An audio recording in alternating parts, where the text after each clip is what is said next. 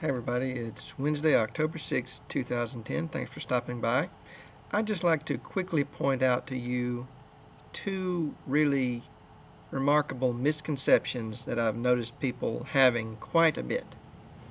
The first misconception is that you can believe whatever anybody says no matter what. And the second misconception is that freedom of speech means freedom to say whatever you want and have everyone agree with you and no one object.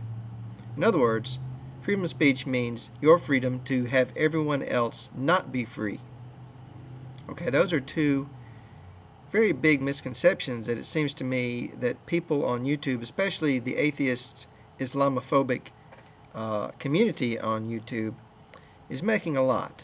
Now, I noticed this when a guy named Dixie Comic or Comic Dixie claimed to have incontrovertible proof that Dawa Films was digging up documents on Thunderfoot, and his evidence was screenshots of him supposedly having conversations with someone named Ali.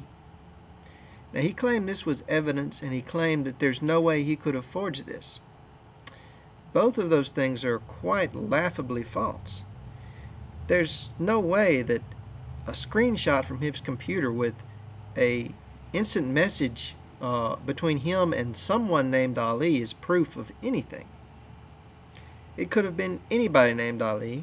It could have been him with two accounts. It could have been photoshopped. Okay, so it's absolutely ridiculous to claim that that is proof of anything. First of all, and you know, I noticed that a lot of people are going to Dawa Films' channel and just excoriating him and condemning him for something that they have absolutely no proof that he ever did. And why? Because Dixie Comic told them that his screenshots were proof and that there's no way anybody could fake that, which is amazing. Like, you'd think that anybody with half a brain would know that they could have faked those screenshots in about 30 seconds using, Photoshop. Or, take a screenshot, use Photoshop, change the name, right? So easy. Or you could open up Skype or some other instant messenger, create two accounts, one of them with a screen named Ali, and talk to yourself. And you could video it, and that would be proof. Okay, so that just really puzzled me that people would take that as proof and actually go and say, hey, Dawa Films, how dare you do this? As if he'd been convicted in a court of law, which is just preposterous. It's insane. Now, the second misconception is that when someone says something, or if you say something, that if anybody disagrees with you, that they're infringing on your freedom of speech. Now, this is really insane. Okay, so I noticed somebody sent me a message today. An atheist had talked to Dawa Films. Again, Dawa Films. Why is he always in the center of this? I don't know, but he had talked to Dawa Films, and he told him that the Quran was filthy. And, I said, well, maybe that's a bit harsh. Maybe Dawa Films really doesn't like you. Maybe Dawa Films is being mean to you even. Maybe he dislikes you more than you dislike him, and that's not fair. But then again, you did say that the Quran was filthy, and that's a bit harsh. So I got an email from someone telling me, scolding me about freedom of speech, saying, I may disagree with everything you say, but I'll fight to the death so that you can say it, right? Well, what has that got to do with anything? Because someone calls the Quran filthy, and I say, well, that's kind of a harsh thing to say, does that mean that I'm infringing on their freedom of speech? Does that mean that I don't think they have the right to say the word filthy? I don't get it. So I just wrote him back and said, well, I have freedom of speech too. Maybe I have the freedom to say that's harsh.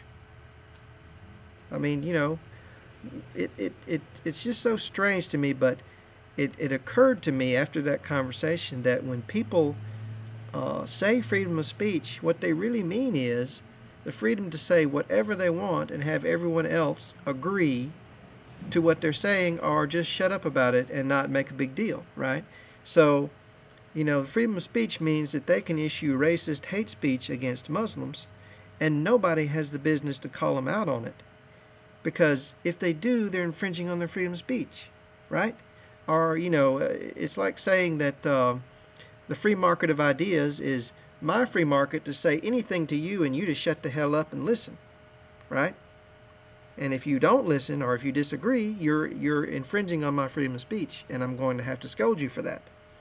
So, it just seems funny to me that all these people who are so concerned about freedom of speech, they're not really concerned about exactly the thing that they say they're concerned about. They're not concerned about their freedom to say the Quran is filthy and then my freedom to say that's a harsh statement or that might even be racist hate speech. They're just concerned about their freedom to say that the Quran is filthy or that Muslims are pedophiles or that, darkies are getting uppity maybe. I don't know. But they're not interested in any sort of rebuttal or debate about that because that is infringing on their freedom of speech. I just think that, it's really disturbing the way people operate. I mean, maybe these people are just operating on autopilot. I don't know. Thanks for watching.